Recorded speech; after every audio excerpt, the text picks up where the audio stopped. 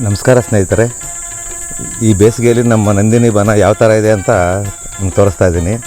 Actually ನೋಡಿ, ಹೊರಗಡೆ ಎಲ್ಲನೂ ಬೇಸಿಗೆ ಬಿಸಿಲಿಗೆ ನೀರಿಲ್ಲದ್ರೆ ಎಲ್ಲ ಕಡೆಗೂ ಫುಲ್ ಭೂಮಿ ಎಲ್ಲರೂ ಬರ್ಡಾಗಿ ಕಾಣಿಸ್ತಾ ಇದೆ.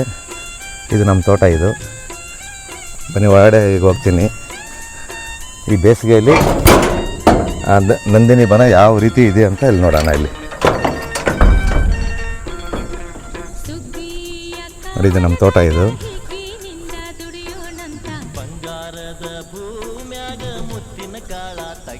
ಅಂದರೆ ಹೊರಗಡೆ ಮಳೆ ಇಲ್ದಿರ ಫುಲ್ ಎಲ್ಲ ಬರ್ಡಾಗಿದೆ. ಅದೇ ನಮ್ಮ ತೋಟದ ಒಳಗಡೆಗೆ ಒಂದು ಹಸಿರಿನ ಹೊದಿಕೆ, ಅಂದರೆ ಝೀರೋ ಕಲ್ಟಿವೇಷನ್ ಆಗಿರೋದ್ರಿಂದ ಇಡೀ ನಮ್ಮ ತೋಟ ಒಂಥರ ತಂಪಾಗಿದೆ. ಇಲ್ಲಿ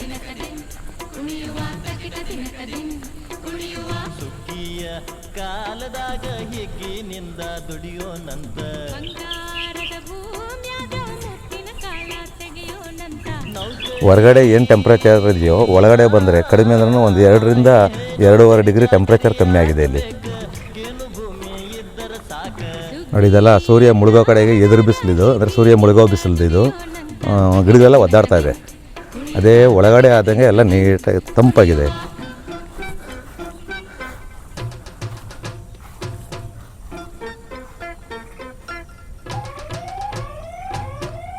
CC ಕ್ಯಾಮ್ರಾ ಸೈರನ್ ನಡ್ಕೊತಾ ಇದೆ.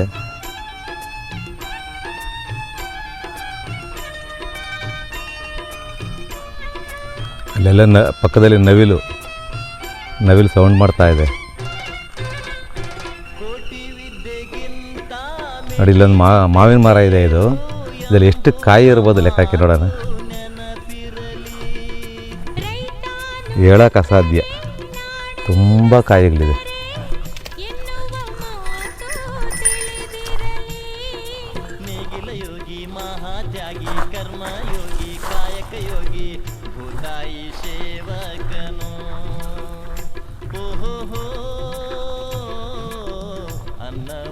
ಆಮೇಲೆ ಇದಕ್ಕೆ ಯಾವುದೇ ಪಾತಿ ಮಾಡಲಿಲ್ಲ, ಒಂದು ಗೊಬ್ಬರ ಇಲ್ಲ, ಏನೂ ಇಲ್ಲ.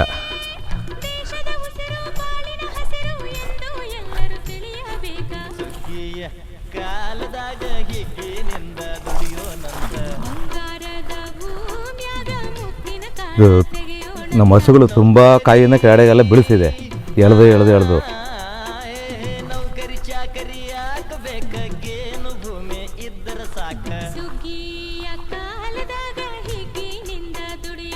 ಆಮೇಲೆ ಕೆಲವೊಬ್ಬ ನಮ್ಮ ಆತ್ಮೀಯರು ನಮ್ಮ ತೋಟದ ಲೇಔಟು, ಅಂದರೆ ಪ್ಲಾಂಟೇಶನ್ ಯಾವ ರೀತಿ ಮಾಡಿದಾರೋ ಲೇಔಟು ತೋರಿಸಿ ಅಂತ ಕೆಲವರು ಹಾಕಿದರು ಕಾಮೆಂಟಲ್ಲಿ. ನಾನು ಯಾವ ರೀತಿ ಮಾಡ್ಕೊಂಡಿದ್ದೆ ಅಂದರೆ, ನೋಡಿ, ನಮ್ಮ ಔಟ್ರಲ್ಲಿ ಹೊರಗಡೆ ಆದಂಗೆ 2 ಲೈನು ತೆಂಗು ಹಾಕ್ಕೊಂಡಿದ್ದೀನಿ. 30 ಅಡಿ ಅಂತರದಲ್ಲಿ. ನೋಡಿ, ಇಲ್ಲೊಂದು ಲೈನು ತೆಂಗು, ಮತ್ತು 30 ಅಡಿ ಗ್ಯಾಪ್ ಬಿಟ್ಟು ಇಲ್ಲೊಂದು ಲೈನ್ ತೆಂಗು. ಅವೆರಡಕ್ಕೂ ಸೆಂಟ್ರಲ್ಲಿ ಆದಂಗೆ ಹಣ್ಣು ಗಿಡಗಳು ಹಾಕ್ಕೊಂಡಿದ್ದೀನಿ. 2 ತೆಂಗಿಗೂ ಸೆಂಟ್ರಲ್ಲಿ ಇದು ಫುಲ್ ಹಣ್ಣು ಗಿಡಗಳು. ಸುಮಾರು ಒಂದು 150 ಹಣ್ಣು ಗಿಡಗಳಿದೆ ನಮ್ಮ ತೋಟದಲ್ಲಿ. ನೋಡಿ, ಇದು ಸಪೋಟ, ಇದು ನಿಂಬೆ, ಇದು ಮಾವು, ಮತ್ತು ನಿಂಬೆ. ಅಂದರೆ ನಾನು ಪ್ಲಾಂಟೇಶನ್ ಯಾವ ರೀತಿ ಮಾಡಿದ್ದೀನಿ ಅಂದರೆ, 4 ತೆಂಗಿನ ಮರಕ್ಕೂ ಸೆಂಟ್ರಲ್ಲಿ ದೊಡ್ಡ ಮರ ಆಗುವಂಥದ್ದು. ನೋಡಿ, ಸಪೋಟ ಮರ ದೊಡ್ಡ ಮರ ಆಗುತ್ತೆ. ಇದು ಈ 4 ತೆಂಗಿನ ಮರಕ್ಕೂ ಸೆಂಟ್ರಲ್ಲಿದೆ. ಆಮೇಲೆ ನಿಂಬೆ, ಅದು ತೆಂಗಿನ ಮರದಿಂದ ತೆಂಗಿನ ಮರಕ್ಕೆ ನೇರವಾಗಿ ಹಾಕಿದ್ದೀನಿ, ಯಾಕಂದರೆ ಅದೊಂದು ಅಲ್ಪಾಯುಷ್ಯ ಅದು. ಆಮೇಲೆ ಮತ್ತೆ ದೀರ್ಘಾಯುಷ್ಯದು ಒಂದು ಮರ, ಇದು ಮಾವಿನ ಮರ. ನೋಡಿ, ಎಲ್ಲದರಲ್ಲೂ ಒಳ್ಳೆ ಇದು 3 ವರ್ಷದಿಂದನೂ ಕಾಯಿ ಬರ್ತಾನೆ ಇದೆ.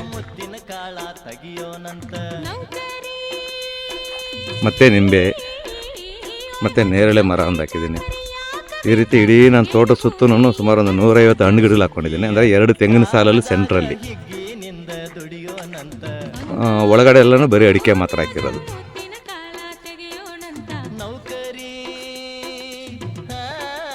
ಇದು ಕೆಳಗಡೆ ಇರೋ ಮಾವಿನಕಾಯಿಗಳೆಲ್ಲ ನಮ್ಮ ಹಸುಗಳೆಲ್ಲ ಕಿತ್ತಾಕ್ತಾ ಇರ್ತವೆ. ಇರಲಿ ಪಾಪ, ಅವುಗಳಿಗೂ ಖುಷಿ.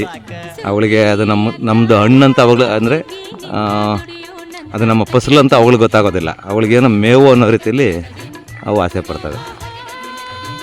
ನೋಡಿ, ಒಳಗಡೆ ಎಲ್ಲನೂ ಬರೀ ಅಡಿಕೆನ ಹಾಕೊಂಡಿರೋದು.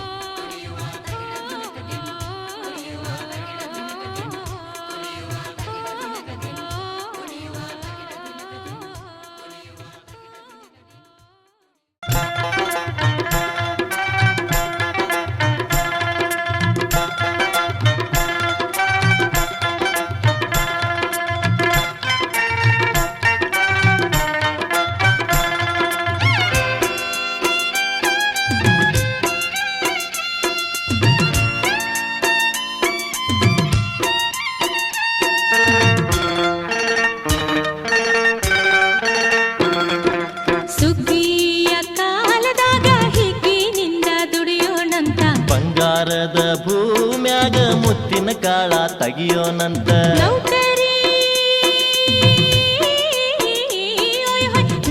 ಚಾಕರಿ ಯಾಕಬೇಕ ಗೇಣು ಭೂಮಿ ಇದ್ದರ ಸಾಕ ಸುಗ್ಗಿಯ ಕಾಲದಾಗ ಹಿಗ್ಗಿನಿಂದ ದುಡಿಯೋಣಂತ ತಕಿಟ ದಿನಕದಿನ್ ಕುಣಿಯುವ ತಕಿಟ ದಿನಕದಿನ್ ಕುಣಿಯುವ ಸುಗ್ಗಿಯ ಕಾಲದಾಗ ಹಿಗ್ಗಿನಿಂದ ದುಡಿಯೋನಂತ. ಬಂಗಾರದ ಭೂಮ್ಯಾಗ ಮುತ್ತಿನ ಕಾಲ ತೆಗೆಯೋಣಂತ. ನೌಕರಿ ನೌಕರಿ ಚಾಕರಿ ಯಾಕಬೇಕ ಗೇಣು ಭೂಮಿ ಇದ್ದರ ಸಾಕ ಸುಗ್ಗಿಯ ಕಾಲದಾಗ ಹಿಗ್ಗಿನಿಂದ ದುಡಿಯೋಣಂತ ತಕಿಟ ದಿನಕದಿನ್ ಕುಣಿಯುವ ತಕಿಟ ದಿನಕದಿನ್ ಕುಣಿಯುವ.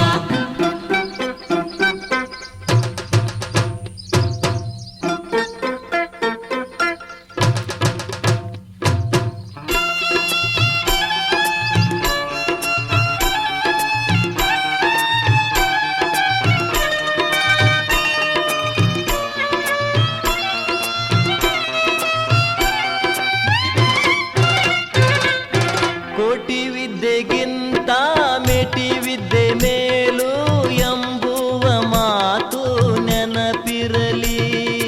ರೈತಾನು ನಕ್ಕರೆ ನಾಡೆಲ್ಲ ಸಕ್ಕರೆ ಎನ್ನುವ ಮಾತು ತಿಳಿದಿರಲಿ. ನೇಗಿಲ ಯೋಗಿ ಮಹಾತ್ಯಾಗಿ ಕರ್ಮಯೋಗಿ ಕಾಯಕ ಯೋಗಿ ಭೂತಾಯಿ ಸೇವಕನು. ಓಹೋ ಅನ್ನವ ನೀಡುವನು. ರೈತರೇ ದೇಶದ ಉಸಿರು ಬಾಳಿನ ಹಸಿರು ಎಂದು ಎಲ್ಲರೂ ತಿಳಿಯಬೇಕ. ಸುಗ್ಗಿಯ ಕಾಲದಾಗ ಹಿಗ್ಗಿನಿಂದ ದುಡಿಯೋನಂತ. ಬಂಗಾರದ ಭೂಮ್ಯಾಗ ಮುತ್ತಿನ ಕಾಳ ತೆಗೆಯೋಣಂತ. ನೌಕರಿ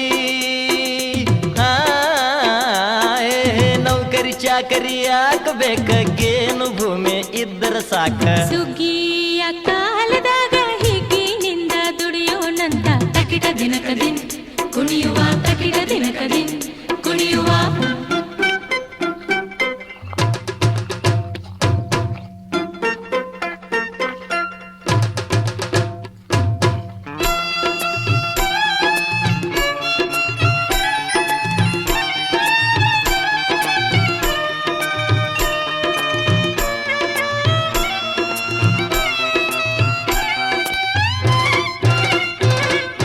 ಕಾಯಕವೇ ಕೈಲಾಸ ಬಸವಣ್ಣನ ನುಡಿ ಮನದಾಗ ಮಿಡಿತಿರಬೇಕ.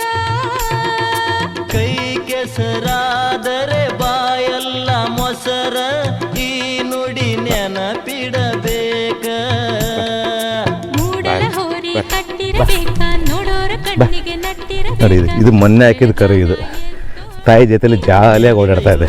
ಮಹಾತ್ಯಾಗಿ ಕರ್ಮ ಯೋಗಿ ಕಾಯಕ ಯೋಗಿ ಭೂತಾಯಿ ಸೇವಕನು. ಓಹೋ ಅನ್ನವ ನೀಡುವನು. ರೈತರೇ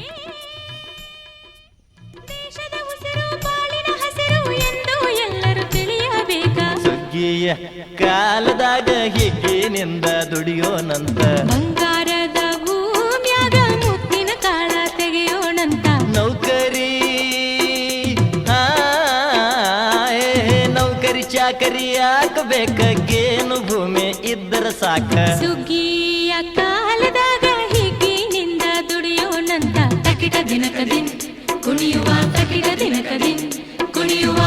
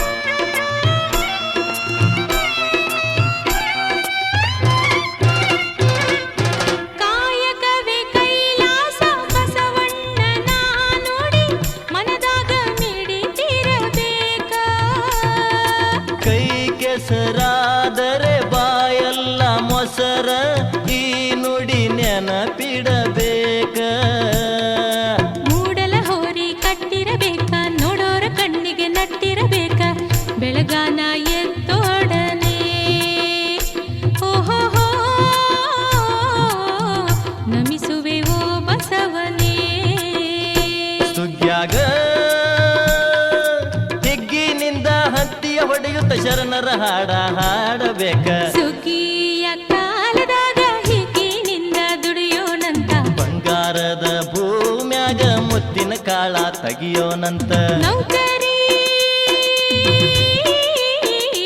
ಓಯ್ ಹೋಯ್ ನೌಕರಿ ಚಾಕರಿ ಯಾಕ ಬೇಕ ಗೇಣು ಭೂಮಿ ಇದ್ದರೆ ಸಾಕ ಸುಗ್ಗಿಯ ಕಾಲದಾಗ ಹಿಗ್ಗಿನಿಂದ ದುಡಿಯೋನಂತ ಬಂಗಾರದ ಭೂಮ್ಯಾಗ ಮುತ್ತಿನ ಕಾಲ ತೆಗೆಯೋಣಂತ ನೌಕರಿ